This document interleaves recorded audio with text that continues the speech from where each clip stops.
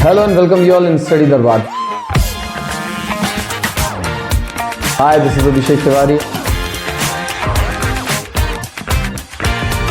So, let's start with the second chapter of economics, sectors of Indian economy. When we talk about sectors of any of the economy, तो हम बात करते हैं तीन चीज की, primary sector, secondary sector and tertiary sector. तीन ही sector होते हैं. प्राइमरी सेक्टर वही सेक्टर होता है जिसको हम बोलते हैं विच directly deals with the nature. Nature से जो हमको डायरेक्ट चीजें मिलती हैं उसे हम कहते हैं प्राइमरी सेक्टर. मतलब the one who is working on the sector on the thing which is directly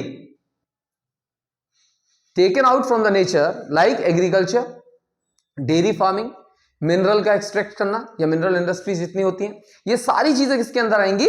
primary sector. इसलिए प्राइमरी सेक्टर को हम एग्रीकल्चर सेक्टर भी कहते हैं और इंडिया में सबसे ज्यादा लोग इसी में इन्वॉल्व हैं, या अभी आगे हम पढ़ेंगे भी. सेकंड होता है सेकेंडरी सेक्टर. तो what is secondary sector? Secondary sector वो सेक्टर होता है जो इन प्राइमरी सेक्टर से चीजें आई हैं उसको सिंथेसाइज करता है into some useful product which is to be used by us humans. हम जिस चीजों को यूज करते हैं, लेट्स से दिस बोर्ड, ये बोर्ड कहां से बना? भाई लकड़ियां यूज हुई हैं. तो लकड़ी कहां से आई थी? From the primary sector. So primary sector से हमें क्या मिला? लकड़ी मिली. लकड़ी को हमने क्या किया? सिंथेसाइज किया, कन्वर्ट किया. किसमें? बोर्ड में. आप किसमें बैठे हो? चेयर में, बेंचेस में. वो कहां से आई? लकड़ी फॉरेस्ट से आया. फॉरेस्ट से आपने क्या किया? उसे कन्वर्ट किया. लोहा कहां से आता है? Iron ore. आयरन ओर भी एक्सट्रैक्ट फ्रॉम द नेचर. जमीन खोदते हो ना, फिर आयरन ओर निकाला, उसे कन्वर्ट करते हो आयरन स्टील इस्पात में, लोहे में, स्टील में, then it converted into automobile. Secondary sector. तो सेकेंडरी सेक्टर बेसिकली क्या हुआ? Industrial sector. क्योंकि सारी चीजें होती कहां पे? इंडस्ट्रीज में होती हैं. फूड प्रोसेसिंग कंपनी, आपने टमाटर उगाया खेत में, उगाने के बाद आपने खा लिया टोमेटो सॉस. टोमेटो सॉस कहां से आया? Industries. Converted into some useful things which is taken by you और अस, जिसने हमारी लाइफ को बहुत ज्यादा इजी कर दिया. तो यहां तक ठीक है. तीसरा आता है हमारा tertiary sector. What is tertiary sector? Tertiary sector का एक और नाम है जिसे हम कहते हैं सर्विस सेक्टर. टर्शियरी सेक्टर क्या है? प्राइमरी सेक्टर से आयरन ओर, आयरन ओर से हमने क्या बनाया? सेकेंडरी सेक्टर में लोहा बनाया. लोहे से क्या बनाया? ऑटोमोबाइल. ऑटोमोबाइल से गाड़ियां बना दी, बस बना दी. अब बस में लोगों को बिठालना भी तो है, तो बस यहां से वहां जा रही है, लोगों को बिठाल रही है. What they are providing? Services to the people. तो this is called the tertiary sector. Hospital क्या करता है? सर्विस प्रोवाइड करता है. मैं क्या कर रहा हूं? I am providing the services to you all. School क्या करता है? सर्विस प्रोवाइड करता है. कॉलेजेस क्या प्रोवाइड करते हैं? सर्विसेज प्रोवाइड करते हैं. पुलिस क्या करती है? सर्विस प्रोवाइड करती है. What all the ministers do? Services provide करते हैं. What IT sector do? Service sector.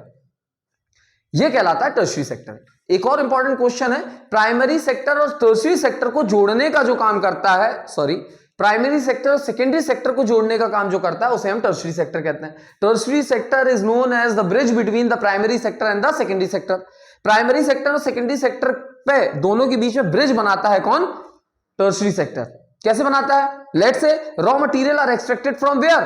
From this place. Industry कहां पर है? इस जगह पे है. तो यहां से यहां चीजें कौन ट्रांसफर करेगा? Secondary sector. No, transportation. तो विदाउट ट्रांसपोर्टेशन प्राइमरी सेक्टर और सेकेंडरी सेक्टर बहुत ज्यादा बढ़ नहीं पाते हैं. अब हमारा जो नेक्स्ट टॉपिक है दैट्स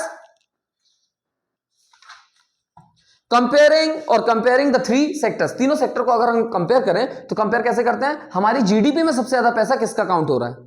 तो हम देखते हैं जब primary sector, secondary sector, tertiary sector, since independence, जिस दिन हम आजाद हुए थे, at the eve of independence, 11th class economics first chapter नहीं है, 12th क्लास में इंडियन इकोनॉमी का पहला chapter. So when we compare three sectors, तीनों सेक्टर कंपेयर करते समय हमको क्या देखना है कि प्राइमरी सेक्टर में कितने लोग इन्वॉल्व हैं, सेकेंडरी सेक्टर में कितने इन्वॉल्व हैं, टर्शियरी सेक्टर में कितने इन्वॉल्व हैं. So at the eve of independence हमने क्या देखा? हमारे देश की इकोनॉमी को कहा जाता था एग्रीकल्चर डिपेंडेंट कंट्री, क्योंकि हमारे देश में मैक्सिमम लोग किस पर डिपेंड थे? एग्रीकल्चर सेक्टर पर डिपेंड थे. We don't have at that particular period, we don't have industries, we don't have tertiary sector. हमारे यहां बहुत ज्यादा इंडस्ट्रीज नहीं थी ना. अभी भी अगर हम देखें तो इंडस्ट्रियल सेक्टर हमारे यहां बहुत ज्यादा ग्रो नहीं किया है. ठीक है. अब एक दो बजट में हमने देखा कि इंडस्ट्रियल सेक्टर पे फोकस करने लगे हैं. कैसे करने लगे हैं? तो आपने देखा हमारे बजट में पिछले साल सबसे ज्यादा पैसा जो दिया गया था वो किसमें दिया गया था? इंफ्रास्ट्रक्चर. विदाउट इंफ्रास्ट्रक्चर इंडस्ट्रीज बनी नहीं सकती. वादे कितने भी कर लो, इंफ्रास्ट्रक्चर नहीं है तो लोगों को बैठा के काम कहां कराओगे? छत तो दो, छत के नीचे तो काम होगा. तो हमारे देश में सबसे ज्यादा लोग जब हमने देखा कहां पर इन्वॉल्व है, that we have seen maximum of the people are involve in primary sector as a farmer, सबसे ज्यादा लोग होते हैं वहां पे। सेकेंडरी सेक्टर में सबसे कम है, टर्शियरी सेक्टर में बीच में है, ना सबसे ज्यादा ना सबसे कम। बट कंपैरेटिवली सिंस इंडिपेंडेंस आज की डेट में देखते हैं तो प्राइमरी सेक्टर तो बढ़ गया, बढ़ने से थोड़ा कम ही मान लो क्योंकि पहले सब थे अब थोड़ा कम हो गए। सेकेंडरी सेक्टर बहुत कम है, टर्शियरी सेक्टर अच्छा खासा बढ़ चुका है। फिर हम बात करते हैं कि जीडीपी में सबसे ज्यादा पैसा कहां से आता है, तो जीडीपी में सबसे ज्यादा पैसा कहां से आ रहा है, from the tertiary sector. Means primary sector कर क्या रहा है, ज्यादा लोग इन्वॉल्व है तो ज्यादा पैसा आना चाहिए ना।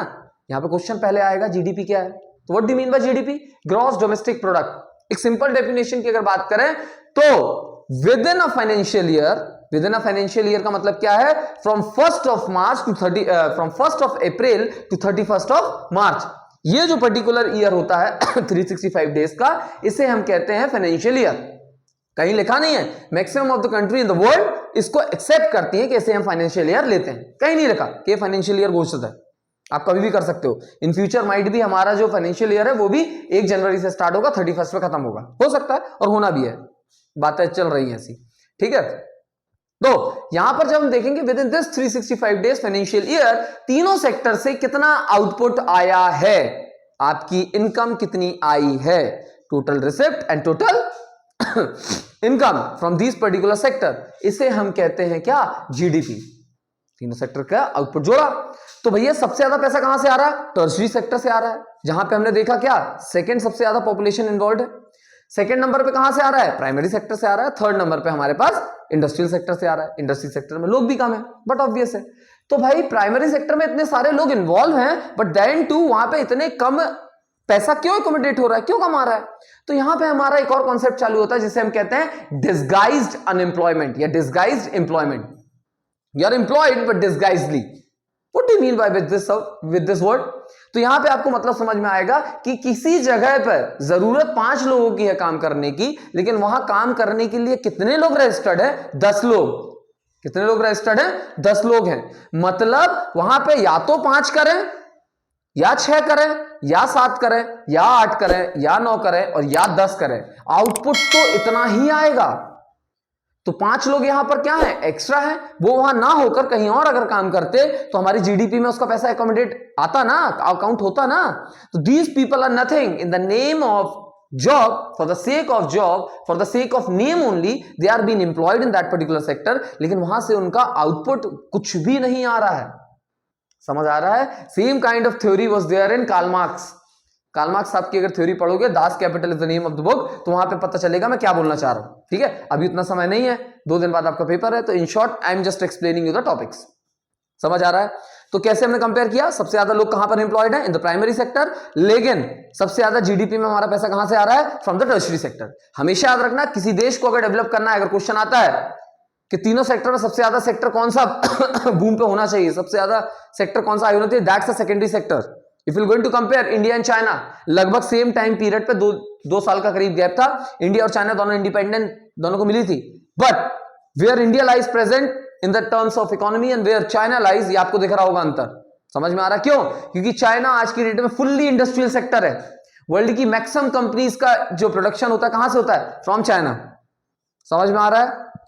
तो सेकेंडरी सेक्टर को भी इक्वली इंक्रीज होना पड़ेगा, और बाकी कैसे भी स्टैग्नेंट हो जाएं, वो भी धीरे धीरे बढ़े, तीनों को प्रोपोर्शनली बढ़ना है, लेकिन सबसे ज्यादा किसको बढ़ना चाहिए, सेकेंडरी सेक्टर को, then to your country becomes developing to the developed country.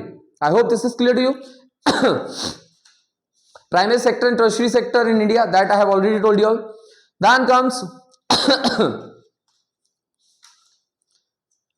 division of a sector as an organized and unorganized sector. 2 type के सेक्टर्स होते हैं, एक होता है ऑर्गेनाइज्ड सेक्टर, दूसरा होता है अनऑर्गेनाइज्ड सेक्टर।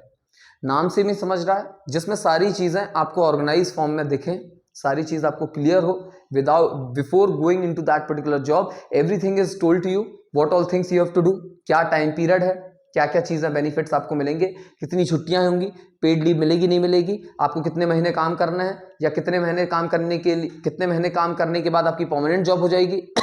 आप अगर एक्स्ट्रा काम करते हो तो आपका एक्स्ट्रा पैसा मिलेगा या नहीं मिलेगा, आपका एनवायरनमेंट जहां पे काम कर रहे हो वो सेफ है या नहीं है, आपकी जॉब सिक्योरिटी है या नहीं है, ये सारी चीजें जिन जिन सेक्टर में आपको बताई दी जाती हैं अपॉइंटमेंट लेटर दिया जाता है, तो इन्हें कहा जाता है ऑर्गेनाइज सेक्टर। इधर आपको क्या मिलता है, सैलरी मिलता है, महीने के आखिरी में सैलरी मिलेगी, ऐसा नहीं है कि 5 दिन आए थे तो 5 दिन का पैसा मिलेगा, नो, आपका 1 महीने का पूरा पैसा मिलेगा इतना, ठीक है। Paid leaves are there, apart from that TA is there, TA का मतलब होता है travelling allowance, D is there, daily allowance, ये सारी चीजें आपको मिलती है। जिन जगहों पे ये सारी चीजों का अभाव होता है, means places where these particular facilities are not provided to you, like आप किसी दुकान में जाएं, दुकान में वेंडर्स काम करते हैं, तो आप वहां पे देखते हैं आज दुकान 8 बजे तक खुली है, कल दुकान 12 बजे तक खुली थी, वो लड़का वहीं पे था 8 बजे भी 12 बजे भी, कब से आया था, सुबह भले ही 8 बजे आए हो 9 बजे आए हो, लेकिन उसका फिक्स पैसा होता है कि एक दिन का भाई तेरे को 500 रुपए मिलेगा। तुम एक दिन नहीं आए, तुम्हारी तबीयत खराब थी, तो तुम्हें उस दिन का 500 रुपए नहीं मिलेगा। संडे पेड लीव होती है, हमने देखा ऑर्गेनाइज सेक्टर में, but when we talk about the unorganise sector, Sunday को तुम नहीं आओगे या किसी छुट्टी के दिन तुम नहीं आते तो उस दिन का भी आपको पैसा नहीं मिलता।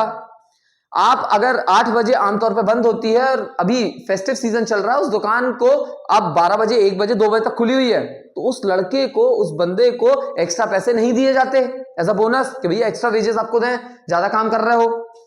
आपकी अगर तबीयत खराब होती है तो आपको मेडिकल फैसिलिटी नहीं दी जाएगी, समझ में आ रहा है। आपका टाइम पीरियड फिक्स नहीं है, आपका वर्किंग एनवायरनमेंट नहीं है, आपका फिक्स जॉब नहीं है कि आके सिर्फ आपको सामान बेचना है, नहीं, हमको जरूरत है सामान अंदर रखना है, सामान बाहर निकालना है, जाओ छोड़ू चाय लेके आ जाओ, तो you are the person who will going to do these works for me, मतलब मैं तुम्हारा पर्सनली क्या हूं, मेड बन के रह गया हूं, समझ में आ रहा है। तो ये सारी चीजें कहां पे मिलती है, इन एन अनऑर्गेनाइज सेक्टर। इन सारी चीजों से बचने के लिए कंपनी, देश हमारा क्या लेके आया, बहुत सारे रूल्स एंड रेगुलेशंस लेके आया, जैसे आपने देखा मिनिमम वेजेस एक्ट।